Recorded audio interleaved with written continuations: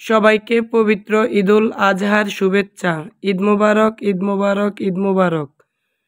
সবার ঈদ কেমন কেটেছে? আলহামদুলিল্লাহ, আমাদের ঈদ অনেক বেশি আনন্দে কেটেছে পরিবারের সবাইকে নিয়ে। ফাতিয়া ব্লগ থেকে আমি ফাহিমা বরাবরের মতো ভোলা জেলা থেকে আরও একটা ব্লগ নিয়ে সবার সামনে হাজির হয়েছি। কেমন আছেন আমার প্রিয় আপু, ভাইয়া, আন্টি ও সোনামণিরা? আশা রাখছি সবাই অনেক বেশি ভালো আছেন, সুস্থ আছেন। আলহামদুলিল্লাহ, আপনাদের দোয়ায় আমি আমার পরিবারের সকল সদস্য নিয়ে অনেক বেশি ভালো আছি, সুস্থ আছি। আজকের ভিডিওটি আমি ঈদের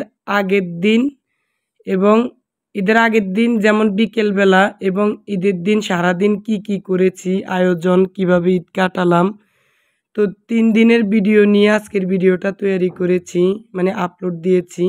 আশা রাখছি সবাই ভিডিওটা শেষ পর্যন্ত দেখবেন। তো এই যে ঈদের আগের দিন বিকেলবেলা থেকে শুরু করেছি। এখানে আমি জিরা গুঁড়া করে নিয়েছি, তেজপাতা কেটে নিয়েছি, তারপর আদা ব্লেন্ডার করে নিয়েছি, পেঁয়াজ আর রসুন আমি এভাবে ছিলে নিয়েছি। এগুলো আমি জারে নর্মাল ফ্রিজে রেখে দেব।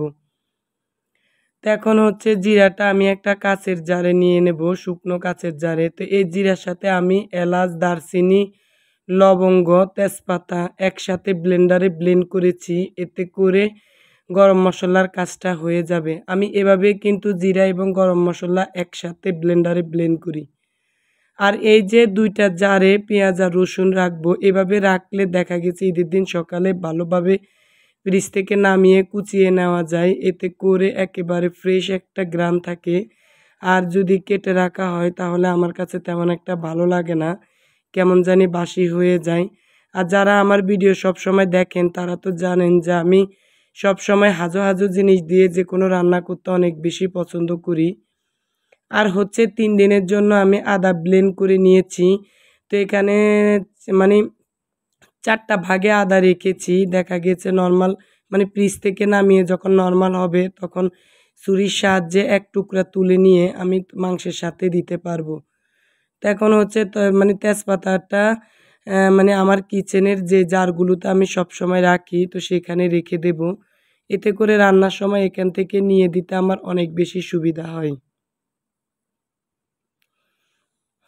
তারপর হচ্ছে এখন ফ্রিজে আমি এগুলো গুছিয়ে রাখবো। তা আমার ফ্রিজটা কিন্তু একেবারে ছোট, মানে 180 লিটার। তো যেহেতু আমি ঈদের আগে মাছ মাংসের বাজার করেছি, তো কোরবানের মাংস রাখলে তেমন একটা জায়গা হয় না। তো কি আর করা, যে দুধগুলো ছিল, তো সেখান থেকে আমি 4 লিটার দুধ নামিয়ে রেখেছি, রাতে ফিরনি তৈরি করব। আর কোনো রকম কোরবানির দিন মাংস মানে জায়গা করে রাখবো। তো চাইলে একটা বড় ফ্রিজ কিনতে পারি, কিন্তু কিনি না। তারপর হচ্ছে রাতে 9টার পরে আমি ফিরনি তৈরি করে রেখেছি। তো 4 লিটার দুধ জাল করে একেবারে 2 লিটার করেছি।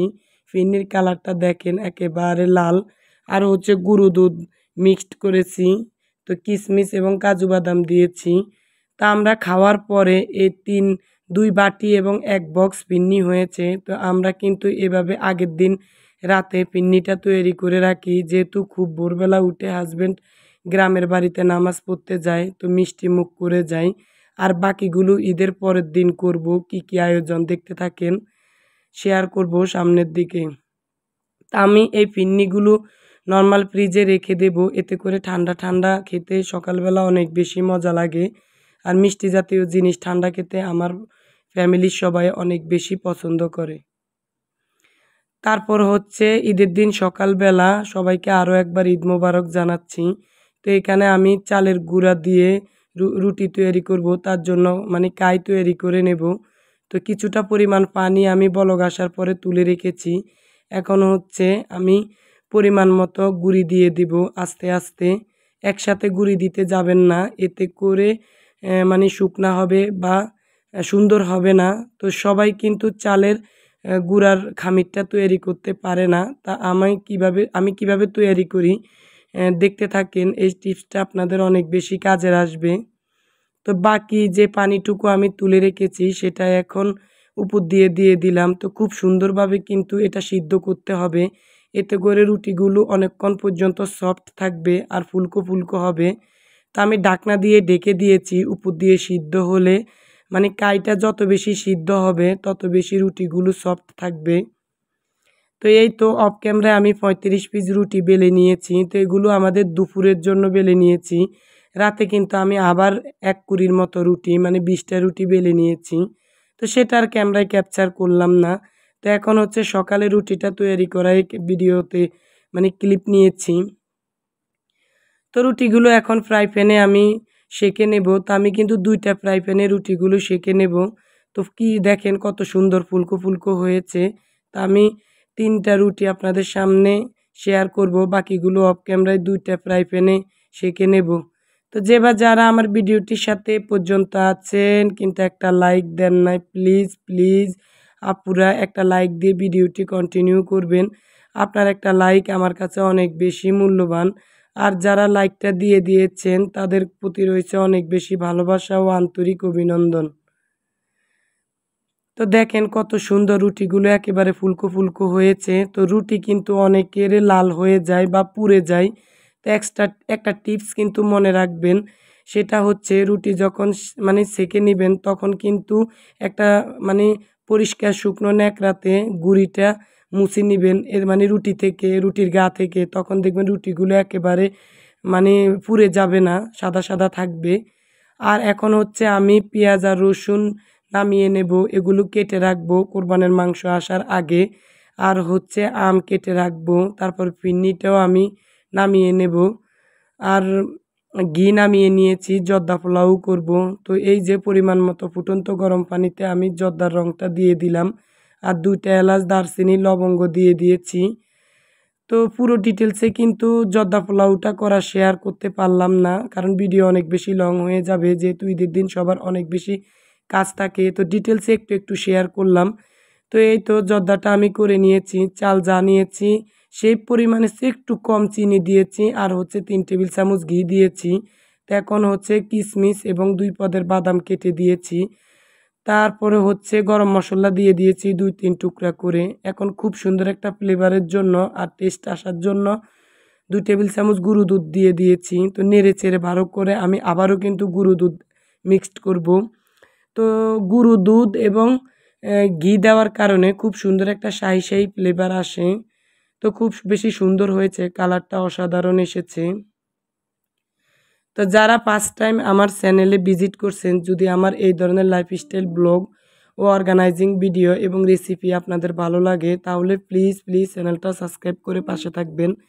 আর যদি এই ধরনের ভিডিও আরও দেখতে চান তাহলে পাশে থাকা বেল বাটনের অল অপশনটা অন করে রাখবেন। এতে করে আমি যখন কোনো ভিডিও আপলোড করব তখন আপনার ফোনে নোটিফিকেশন যাবে আর আপনি দেখে নিতে পারবেন। এই তো বেবি সুইট মিষ্টি দিয়ে উপরটা খুব সুন্দরভাবে পরিবেশন করে নিয়েছি, আর কিছুটা কিশমিশও উপর দিয়ে দিয়েছি দেখার সৌন্দর্যের জন্য। তারপর হচ্ছে কোরবানের মাংস নিয়ে এসেছে, তো আমি এখানে প্রায় 4 কেজির মতো মাংস নিয়েছি। আর হচ্ছে বাকি মাংসগুলো আমি পলিথিন করে করে ফ্রিজে রেখে দিয়েছি। তারপর হচ্ছে আমি একটু ফ্রেশ হয়ে নিয়েছি, এই পাখি কিন্তু পেঁয়াজ রসুন আমি কেটে নিয়েছি। তো আমার পাতিলটা কিন্তু অনেক বড়, তার জন্য 4 কেজি পরিমাণ মাংস এখানে বোঝা যাচ্ছে না। তো 3 টেবিল চামচ আদা দিয়ে দিয়েছি, আর হচ্ছে পেঁয়াজ রসুন বেশি পরিমাণ কেটে দিয়েছি 1 বাটি পরিমাণ মতো লবণ দিয়ে দিয়েছি। আমি কিন্তু সব সময় রান্নার ভিডিওগুলো আপনাদের সাথে ডিটেলসে শেয়ার করি, কারণ অনেকে বেশি পরিমাণ মাংস রান্না করলে আন্দাজ করতে পারেন না। তো এখানে আমি হলুদ মরিচ দিয়েছি 3 টেবিল চামচ করে, তারপর তেজপাতা দিয়েছি বেশি পরিমাণ করে, তারপর আস্ত গরম মশলা দিয়েছি। আর এখন হচ্ছে যে তৈরি করে রেখেছি জিরা এবং গরম মশলার গুঁড়া, সেটা দিয়ে দিয়েছি প্রায় 3 টেবিল চামচ। আর হচ্ছে পরিমাণ মতো তেল দিয়ে দিলাম। তো তেলের পরিমাণটা একটু কমে দিয়ে দিলাম, কোরবানির গরুর মাংসতে এমনিতে প্রচুর পরিমাণ তেল থাকে। তো আমরা গ্রামের বাড়িতেও কিন্তু কোরবান দিয়েছে আমার শাশুড়ির নামে, আর হচ্ছে শহরে আমার হাজব্যান্ডের নামে দিয়েছি যেখানে আমি থাকি। তো আমার হাজব্যান্ড কিন্তু গ্রামের বাড়িতে ছিল, আর আমার ছেলে কিন্তু এখানে স্থানীয় যেখানে মানে কোরবান দিয়েছি ভাইয়াদের সাথে সেখানে ছিল। তো এই তো সবগুলো মশলা খুব সুন্দর করে মাংসের সাথে মেখে মাংসটা চুলার উপরে বসিয়ে দিয়েছি। তো পাতিলটা কিন্তু অনেক বড়, তো মাশাল্লাহ এখানে প্রায় 8 কেজি মাংস ধরবে এই পাতিলে। তো আমি 4 কেজি পরিমাণ মাংস দিয়েছি, দেখেন কতটুকু হয়েছে। আমার মনে হয় 10 কেজি মাংস এটাতে ঠিক মতো লাগবে, মানে ধরবে। তো খুব সুন্দর করে মাংসটা কষিয়ে নেব আমি, কিন্তু কোনো এক্সট্রা পানি ইউজ করব না, যেহেতু মাংসে কিন্তু পানি ছেড়ে দেয়। তো আমি কিন্তু অফ ক্যামেরায় ফুটন্ত গরম পানি দিয়ে মাংসটা রান্না করে নিয়েছি, সেটা আর আপনাদের সাথে শেয়ার করলাম না। তারপর টেবিলে সব খাবারের আয়োজন করলাম, খুব সুন্দরভাবে টেবিলটা পরিবেশন করে নিলাম। আর ঈদের আগে তো আমি মানে অর্গানাইজিং ভিডিও দিয়েছি, তো আমি খুব সুন্দর করে আমার ডাইনিং রুমটা সাজিয়ে নিয়েছি। তো এখানে আমি সব কিছুয়ে খুব সুন্দরভাবে পরিবেশন করেছি। এখন হচ্ছে আমাদের পরিবারের সবাই আমরা এখন খাবারটা খেয়ে নেব। তো মাংস এমনিতে অনেক বেশি মজা লাগে আমার কাছে, আর কোরবানের মাংস হলে তো আর কথাই নাই। তো সব কিছু খুব সুন্দরভাবে কেটে তারপর সবাইকে ডাক দিয়েছি। তো এই পর্যন্তই আমরা ভিডিওটা রাখলাম, কারণ ক্যামেরায় আর ক্যাপচার করতে পারবো না, যেহেতু আমার হাজব্যান্ড কিন্তু ভিডিওর সামনে খাবার খায় না, আপনারা তো সবাই জানেন। তারপর এটা হচ্ছে ঈদের পরের দিন। তো যেই পরিমাণ থালাবাটি নামিয়েছি সেগুলো এখন খুব সুন্দর করে পরিষ্কার করে আমি ওয়াল ক্যাবিনেটে রেখে দেব।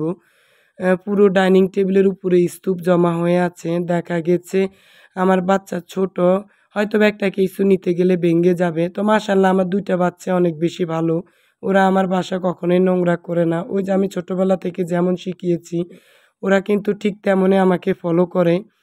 অনেক বাচ্চারা দেখে অনেক কিছু নোংরামি করে, ভেঙে ফেলে, তারপর গাছ ধরে। আমার 2 বাচ্চাই কিন্তু আপুরা অনেক বেশি প্রশংসা করেন, সব আপুরা, যে আপু আপনার বাসার ভিতরে মানে এত সুন্দরভাবে গাছগুলো কিভাবে রাখেন। ওরা কিন্তু বিশ্বাস করেন একটু ছুঁয়ে দেখে না। তো ওয়াল ক্যাবিনেটের ভিতরে কাঁচের মালগুলো রেখে এখন হচ্ছে ডাইনিং টেবিলটা একটু পরিষ্কার করে নেব। তো আজকে কিন্তু রান্নার তেমন কোনো প্যারা নেই, গতকালের মাংস আছে অনেকটা পরিমাণে। তারপর আমি হচ্ছে ডাল আর ভাত রান্না করে নিয়েছি, আর বাচ্চাদের জন্য ডিম সিদ্ধ করে নিয়েছি। তো এই খাবার দিয়ে সবাই দুপুরের খাবারটা খেয়ে নেব। তো এখন হচ্ছে টেবিলটা খুব সুন্দর করে গুছিয়ে পরিষ্কার করে তারপর ওয়ালকে ফ্রিজটাও একটু গ্লাস ক্লিনার দিয়ে পরিষ্কার করে নিয়েছি। দেখা গেছে ফ্রিজ বারবার খোলার কারণে একটা হাতের ছাপ পড়ে গেছে। তা আমি আমার বাসাকে সবসময় নিট অ্যান্ড ক্লিন রাখি, সবসময় পরিপাটি রাখি, এতে করে আমার বাসাটা তেমন একটা ডিপ ক্লিনের প্রয়োজন হয় না। তো পরিপাটি বাসা তো সবারই অনেক বেশি পছন্দ। আমার কিন্তু বাসার যখন এলোমেলো থাকে তখন কাজের আগ্রহ কমে যায় এবং শরীরটা অসুস্থ হয়ে যায়। তো সবসময় আমি আমার বাসাকে এভাবে পরিপাটি রাখি, এতে করে আমার কাজের আগ্রহ বাড়ে আর খুব বেশি ভালো লাগে। তারপর চলে আসলাম বেডরুমে। তো বেডরুমটা কিন্তু অফ ক্যামেরায় ঝেড়ে পুছে পরিষ্কার করে ঘর ঝাড়ু দিয়ে নিয়েছি, পুরো বাসায় কিন্তু ক্লিন করে নিয়েছি।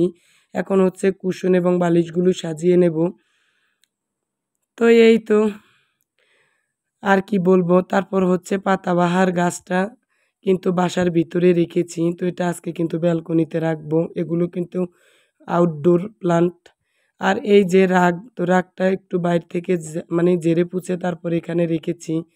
আর বাসার ভিতরে সবুজের ছোঁয়া তো আর কি বলবো, বাসাটা অনেক বেশি খুব মানে ভালো লাগে, খুব একটা নতুনত্ব লুক দেয়। তো এই যে শিখাতে যখন শখের হাঁড়িতে রিয়েল প্লান্টগুলো রেখেছি মাটিতে লাগানো, বিশ্বাস করেন পুরো বাসাটাই মনে হচ্ছে অন্যরকম একটা লুক দিচ্ছে। তারপর হচ্ছে আপনাদের সাথে বাসাটা পরিষ্কার করার পরে একটু শেয়ার করব যে কেমন লাগে। আর ওয়ার্ডরোবের ওই কর্নারটায় আরই পাতাবাহার গাছটা রেখেছি, আর হচ্ছে শখের আরেকটা হাঁড়িতে তাও মাটিতে লাগানো প্লান্ট রেখেছি, রিয়েল প্লান্ট। তো আমার বাসার ভিতরে কিন্তু স্নেক প্লান্ট অনেকটাই মরে গেছে, নাই বলতে নাই। সবার সুস্থতা কামনা করে ভিডিওটি আমি এখানে রাখলাম। দেখা হবে নেক্সট ভিডিওতে নতুন কোনো লাইফস্টাইল ব্লগ নিয়ে। সে পর্যন্ত সবাই ভালো থাকবেন, সুস্থ থাকবেন। আল্লাহ হাফেজ।